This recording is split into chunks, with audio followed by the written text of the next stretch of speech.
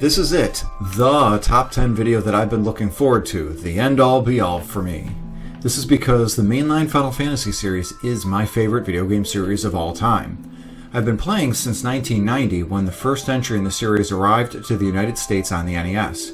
My brothers played it more when I was a kid due to the fact the game only allowed one save file per cartridge.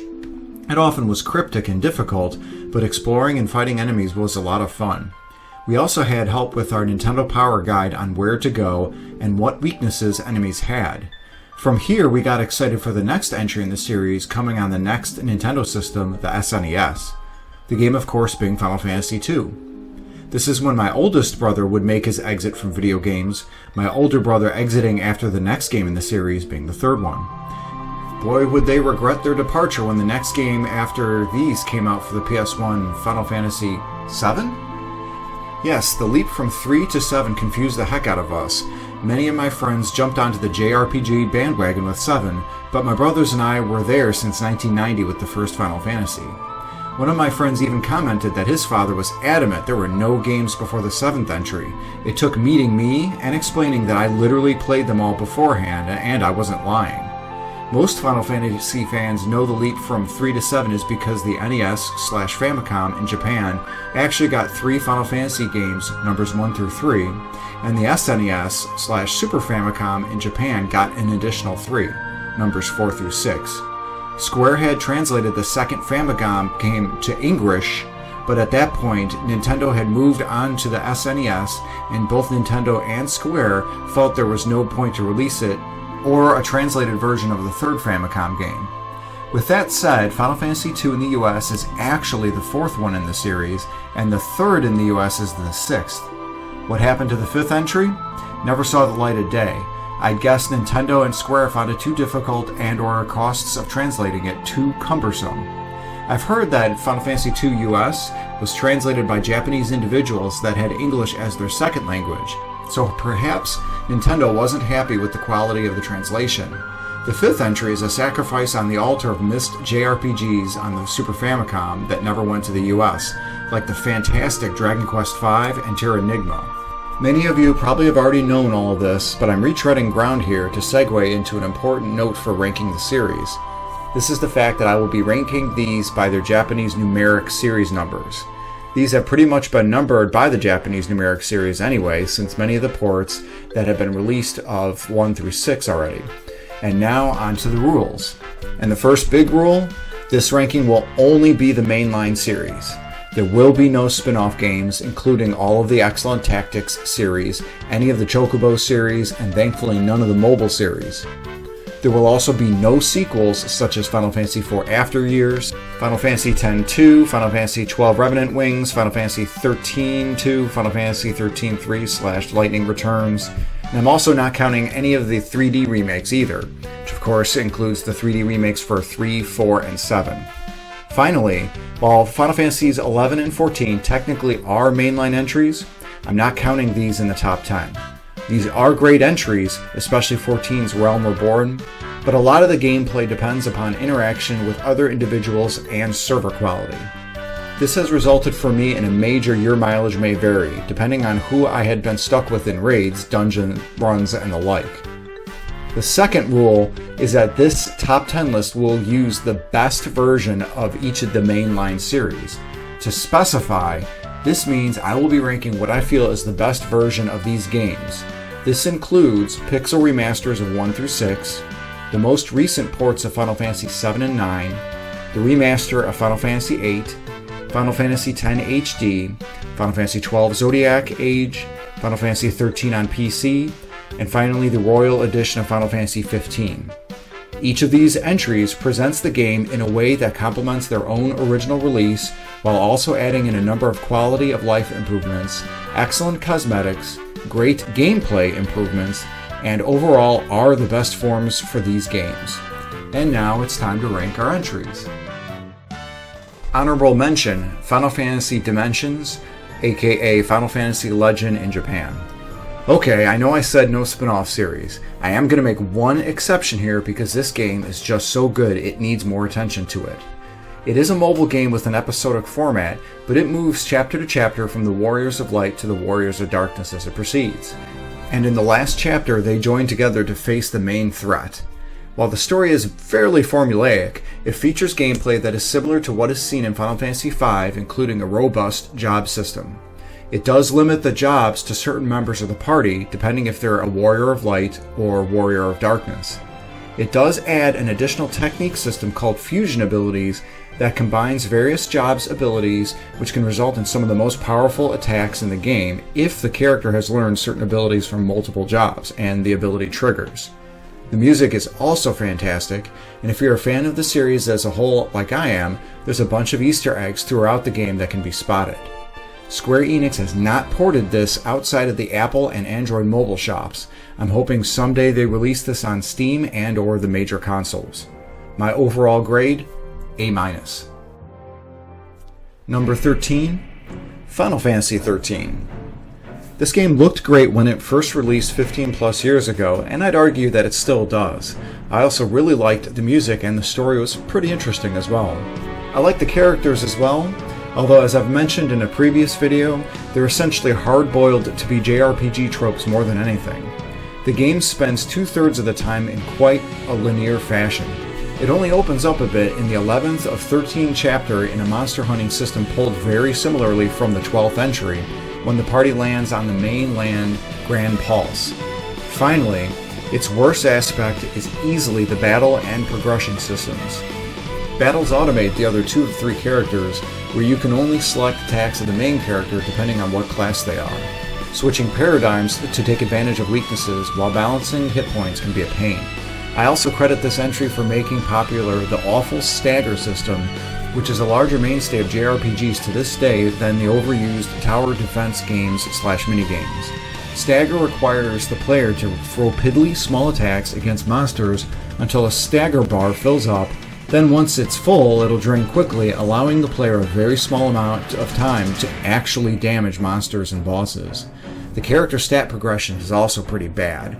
When players win battles, they gain points to increase levels like in Final Fantasy X's Sphere Grid, except it locks increases depending on chapter and game progression. This can hamstring players, especially if they get stuck on a boss that they just can't level up and try to power through. This game overall was really a letdown for me. I bought a PS3 and my first flat screen TV when it first came out so I could take advantage of this game. I ended up dropping it halfway through, though I finally played it to completion a few years later.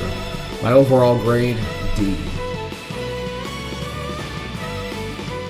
Number 12, Final Fantasy II. Out of the first 3 entries on the NES/Famicom, this one has the best story by far. It falls into the men versus Empire JRPG trope, but in the late 80s when this originally came out, it was wholly new.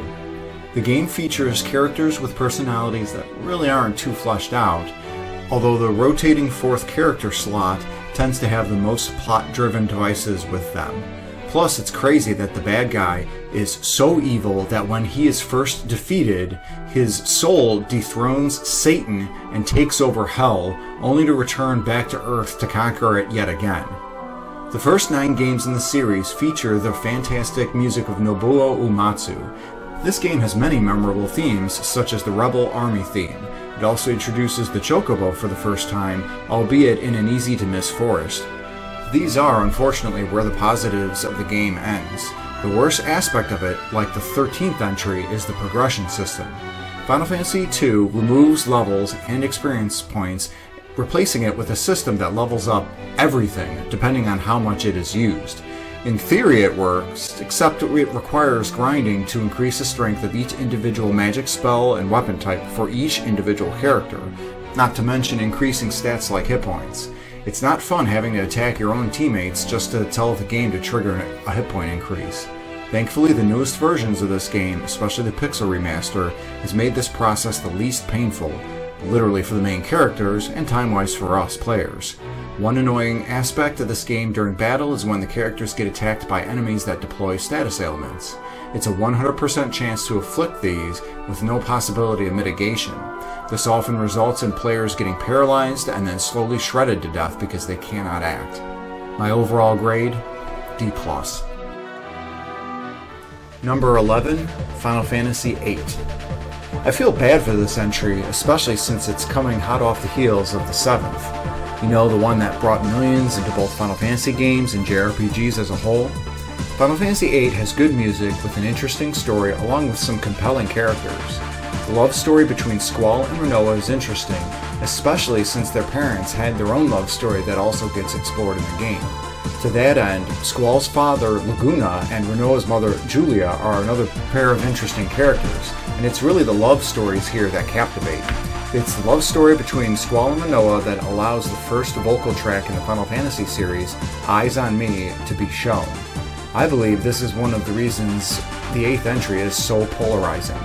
If someone tends not to be a romantic and or like these types of stories, this game will tend to bore people. Another polarizing aspect would have to be the leveling system.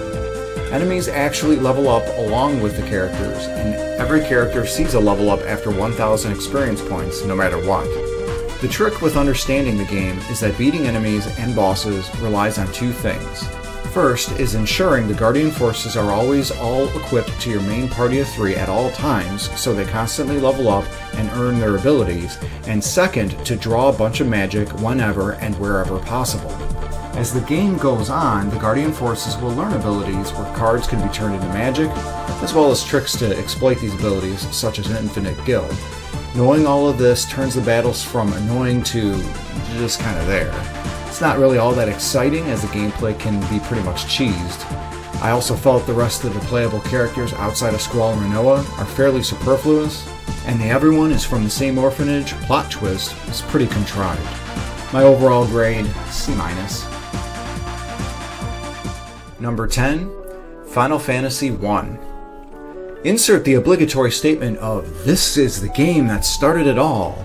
Whether or not this is intended to be Squaresoft's last-ditch effort at success at the time, the game itself was a great improvement from RPGs that had been around. It introduced the idea of pitting enemies and heroes on different sides of the screen, something that became a series staple. It's funny how that this was inspired from American football. I think I've done a good job of taking off my nostalgia goggles here, which is hard to do given my own history with this entry.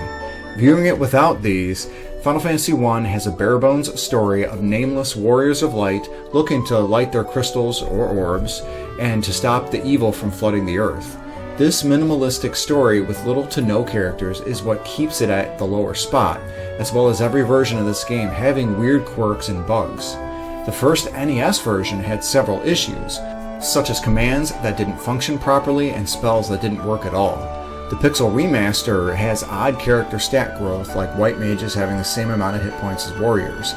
The turn-based battle system paved the way for future entries, with the next 2 immediate sequels using it, albeit refining it on the way.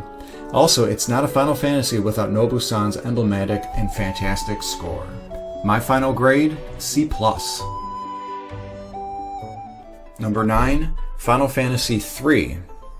Now make no mistake, the Pixel Remaster version of this is the best. It's not quite as grindy as the original Famicom, and it isn't limited by the technical issues like the 3D remake, such as only 3 enemies at a time in battle being allowed. Still, this had great graphics on the NES for its time, with many sprites from NPCs, for example, being used in the 4th entry as well. Nobu-san's music score here is the best for the series at the time, especially with tracks like Eternal Wind. The battle system is also the most streamlined of the first 3 original NES games, getting rid of ineffective hits and actually showing hit point damage numerals on enemies and character allies as they occur for the first time. Unlike the 2nd entry where the characters were general blank slates, the 3rd entry goes back to the job system from the first game. It also greatly expands the number of jobs available, adds special skills for these jobs, and allows players the ability to change jobs outside of battle. This changeability adds a lot of replay value, although this is a double-edged sword at times.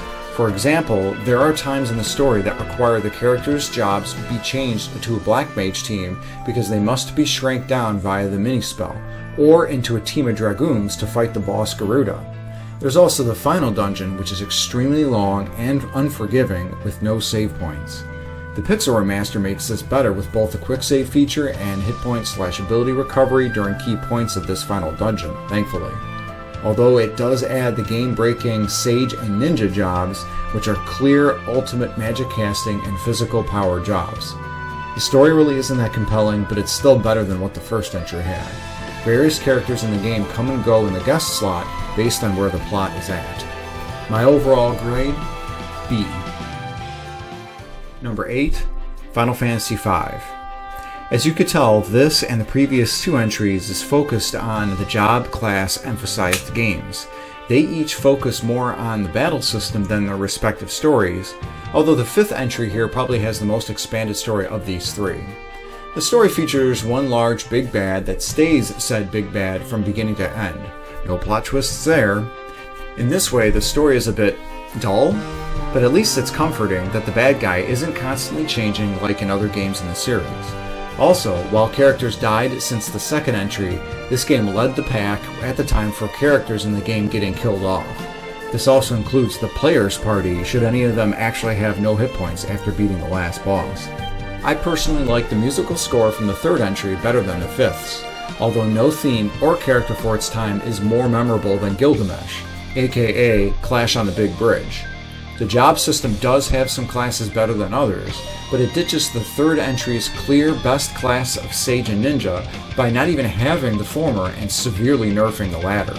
It also allows abilities to be learned for these jobs so they can be used in other jobs. Do you want your knight to be able to cure? How about a black mage that can fight with its fists? That can all be done, though it is better to focus on your character's base of being either a physical fighter or a magic user and not intermingling them. The more jobs that are mastered, the stronger the default freelancer job becomes as well. All of this is balanced by standard experience points and leveling. This can't be ignored, as even characters with fully mastered jobs can still get wiped by the final boss and or super bosses. Unless you cheese your way through these fights, of course. My overall grade, B. Number 7, Final Fantasy X.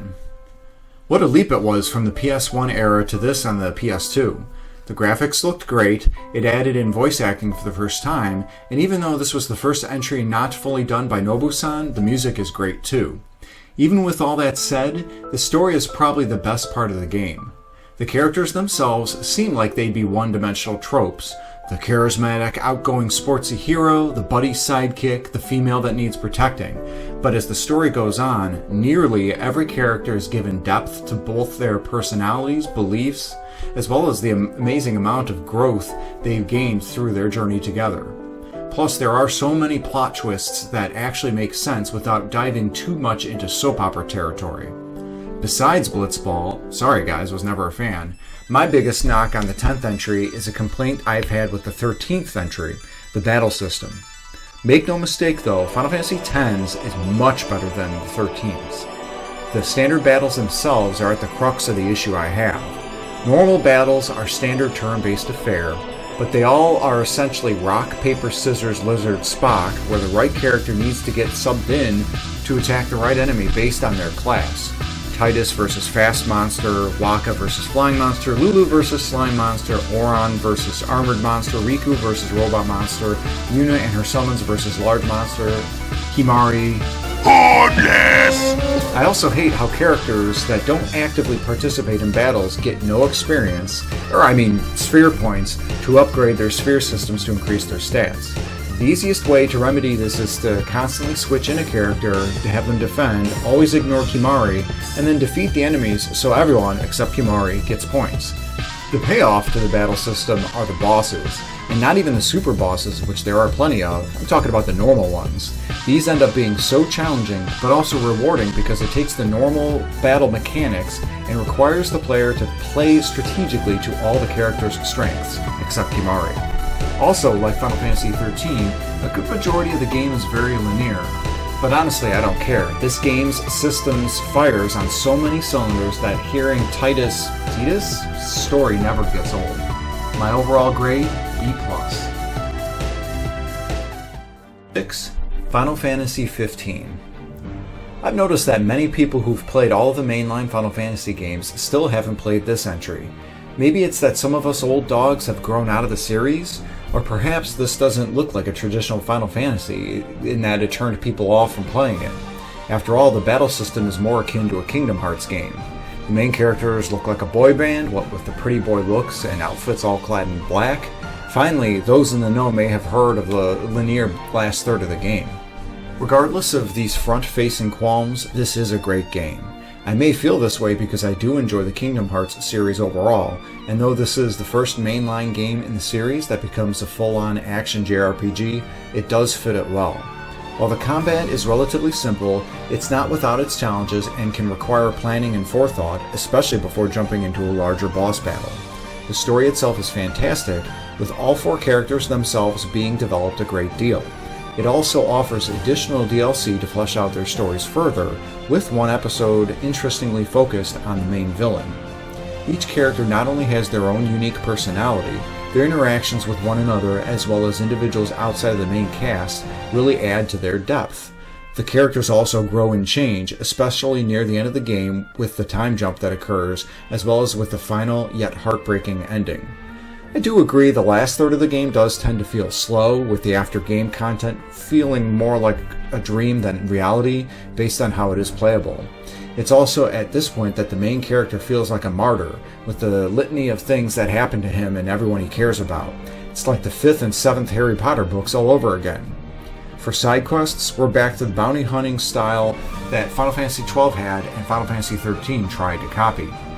Fortunately, it works here, especially as the main characters themselves drive around the countryside, exploring the world, visiting diners, and staying at local inns, or staying up all night to try and exploit experience point multipliers. Either way, this open world aspect really works for the game, giving it a buddy road trip vibe only seen in movies.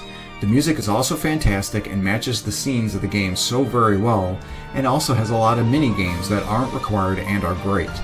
To that end, while fishing makes an appearance in many JRPGs, as well as many Japanese games overall, this game's fishing minigame is a lot of fun, while also not making it a requirement to do so. My overall grade, B+. Number 5, Final Fantasy XII. We're getting into the best of the best here, and while I can't recommend the numbers 1 through 10 enough, these 5 have a special place in my heart. Of course, not only do I have nostalgia goggles for each of these games, they're fantastic games in their own rights. I first played the 12th entry right after it came out on the PS2. I originally found the plot somewhat boring, as it was full of political intrigue that went over my head. This game also doesn't have a plot where it sees its heroes fighting against a much larger force with the fate of the planet at stake, like all the previous entries. Now that I've gotten older, I can really appreciate the comparatively smaller scale and political nuance of the overarching story. In hindsight now, this game helped me realize that a good game doesn't necessarily have to feature heroes always saving the world. When I first played it, I was also put off by some of the characters, especially Vaan. Like the 6th entry though, this is more about the ensemble cast, though I felt there could have been more interaction between all the characters throughout the story. Beyond the beginning of the game, the characters of Vaan and Penelo are really superfluous and don't add much to the overall story. I felt the ending, being told from Penelo's view, was just done to try and give her character more merit overall. The graphics look different from the 10th entry, although they're roughly the same quality, and it also has fantastic music overall. Final Fantasy XII abandons the formulaic turn-based battle system and instead employs the MMORPG battle system from the 11th entry. The best part though? No other people that you have to play with. The game relies on the gambit system to have characters attack enemies, which no longer are random encounters, and can be set up in the menu at any time, as well as customized in many ways. The player selects one of the characters to be the leader, although this character essentially is just whom the player controls out to explore areas in the field. Battles are done with 3 of the 6 characters, with an additional 4th guest joining in from time to time, reminiscent of the 2nd entry in the series. While the original game made characters essentially blank slates akin to the 2nd entry as well, via the large license board system, the Zodiac Age version improves upon this by opening up 12 unique jobs that characters can be assigned to. The most recent versions of the Zodiac Age allow characters to have 2 classes, allowing for further customizability, while maintaining the core class gameplay. For example, you could have Vaan be a monk and a knight, or Ash be a black and red battle mage. I highly recommend reading a guide before selecting a class without thinking, though you can go to the Clan Centurio and have Mont Blanc reset your classes and give you all your license points back if need be via one of the more recent updates in the game. As mentioned in previous entries, the 12th game introduced the bounty system, and it does so very early.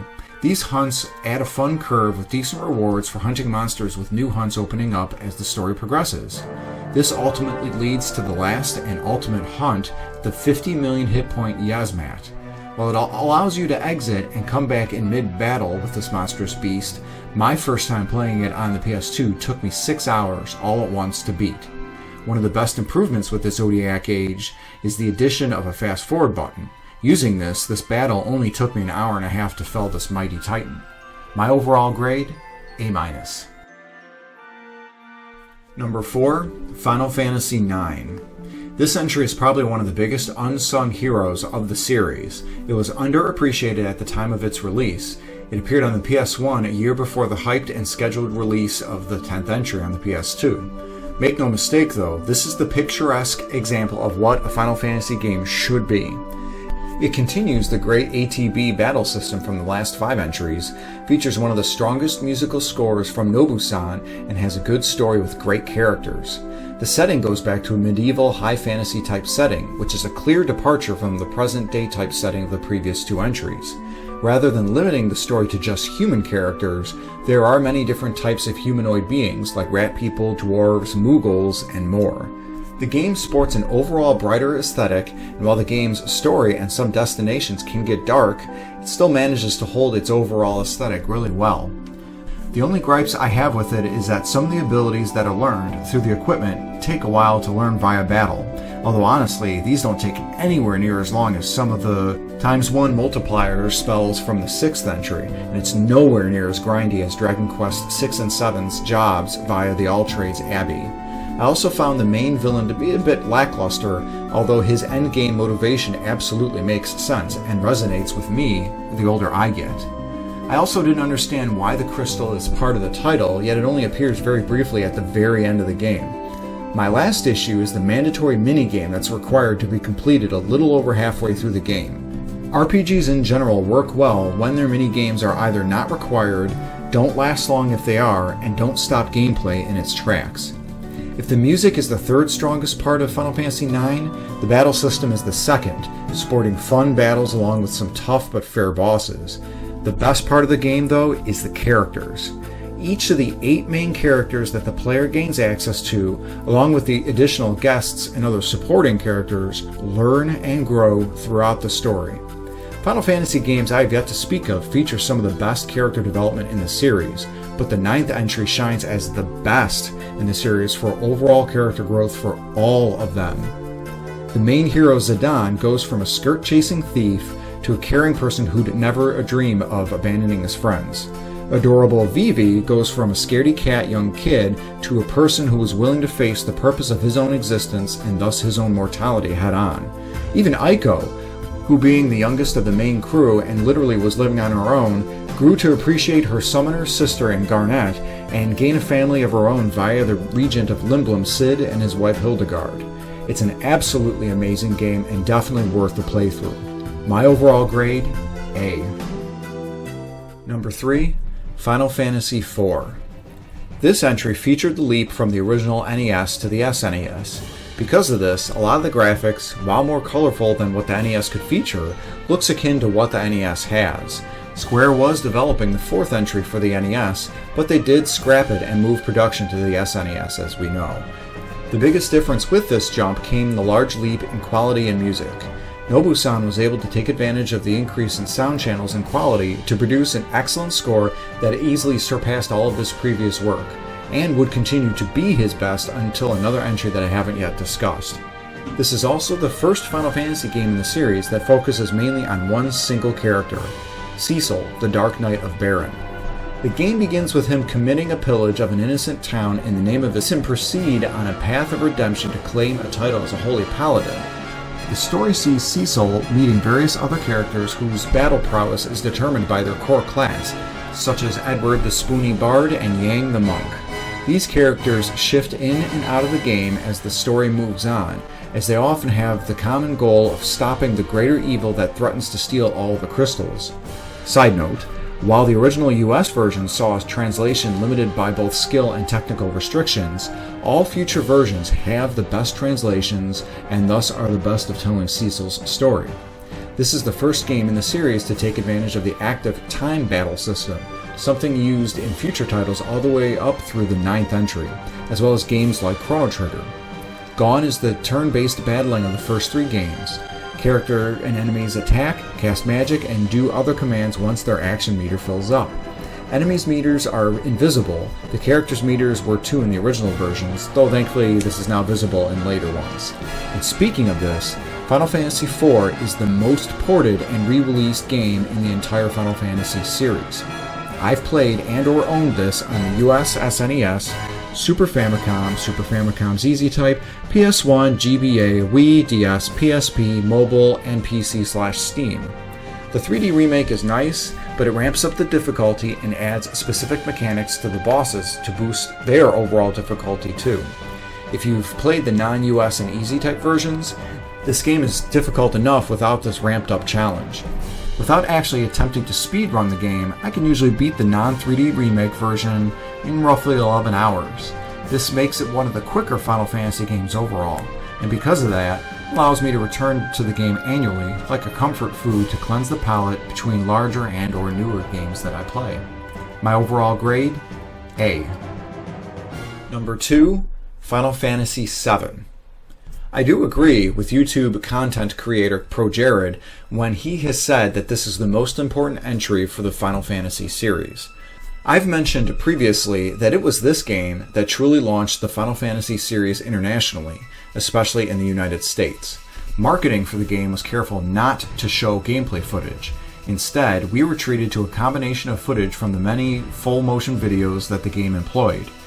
This highlighted the cinematics, graphics, and overall upgrade this game was on the original PlayStation from previous systems and entries.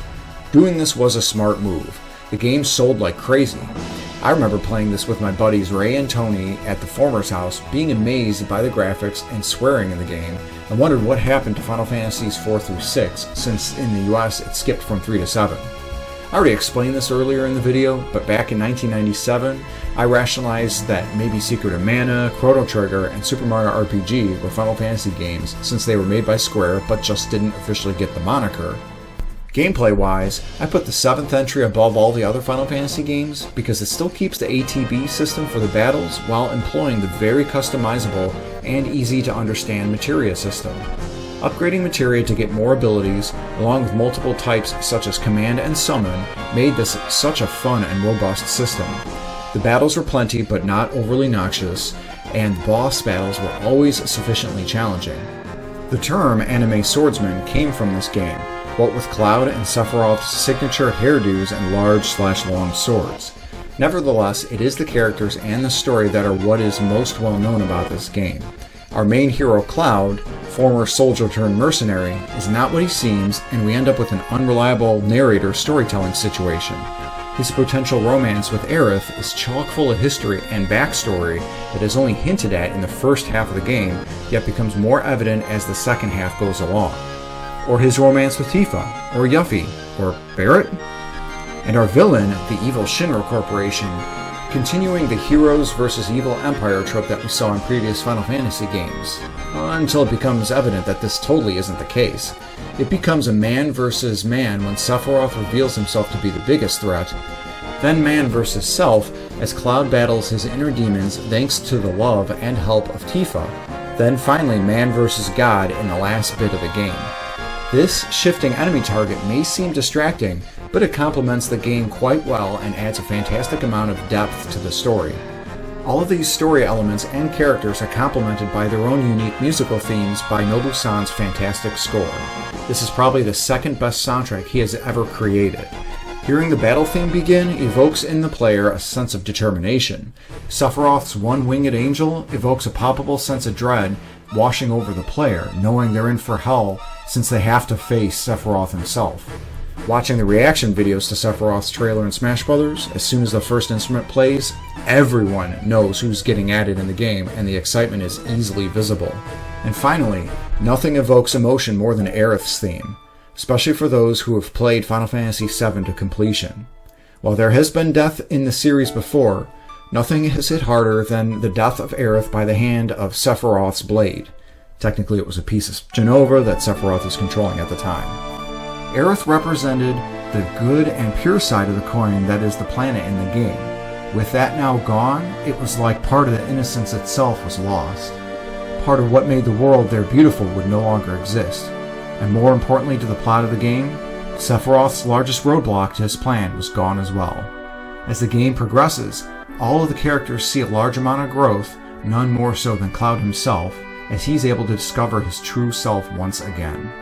This game is available on nearly every major current console system. If you haven't played it, you must. Newer systems also add in additional things like no random encounters, max hit point levels, quick save, and so on, so players can experience the story if that's all they wish to do. The new remake has an intriguing story continuance, beautiful graphics, and is wonderfully voiced, but really the original is the best. My overall grade, A. Number 1, Final Fantasy VI. If you know me personally and or have watched my videos in this channel, this won't be a surprise to you at all. Even without the nostalgia goggles, this game is damn near perfection for Final Fantasy.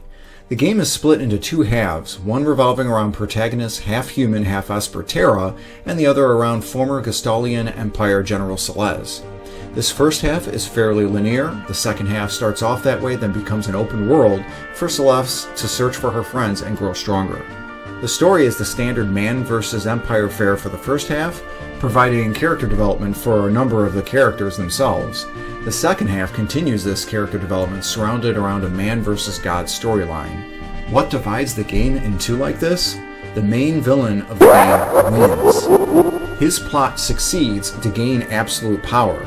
The planet ends up in ruins, and the main party of heroes gets split up when their airship gets destroyed while they are on it. This plays into the overall themes that each of the characters have and develop through.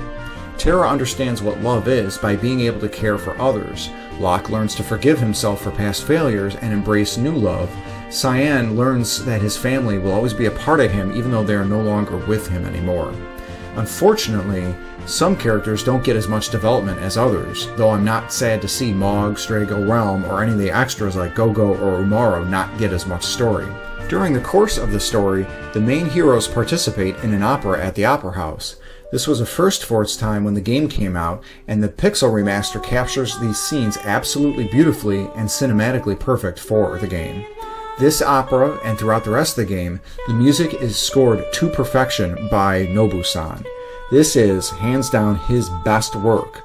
Employing themes of heroism and hope for characters like Locke, a knightly Far Eastern tune for Samurai Knight Cyan, and a theme of deception and mischief for the main villain Kefka, just makes the player think, you know this guy's trouble. It's the standard ATB battle system as the previous two entries, though each character has a special ability akin to the class that they represent. For example, Locke can steal since he's a thief, treasure hunter. Sabin, like a monk, can use martial arts, and these are entered like Street Fighter moves. Umaro is a berserker and thus cannot be controlled. All characters except Gogo and Umaro can learn magic through the Esper system, which admittedly ends up being overpowered, especially as the player progresses further into the second half of the game. The battles themselves aren't too difficult, and the bosses aren't honestly too difficult either, though the game difficulty ramps up quickly near the halfway mark when they reach the floating continent. Regardless, Final Fantasy VI is an absolute must-play. If you can play previous versions of this game or the Pixel remaster, I recommend doing so, making sure to avoid the PS1 disc-based version due to its extremely long load times. This game means the most to me out of all of the Final Fantasy games, and hell, out of all video games in its entirety. And while Cloud from the 7th entry is probably my second favorite Square Enix character and third overall favorite in video games, Locke remains my favorite video game character of all time. His overall story, wish to protect those he loves, troubled past, and ability to overcome said past really resonated with me personally when I first played the game, and still do to this day. My overall grade, A+. So what did you think? Does my order of games follow yours? Let me know in the comments section below. Also, please let me know what your favorite game in the mainline Final Fantasy series is overall. I want the 16th game to be another great entry, though honestly I was hoping for another turn-based game like the older ones, not an action JRPG like the 15th game. Please like and subscribe to my channel for more video game goodness. Thanks again and have a great day.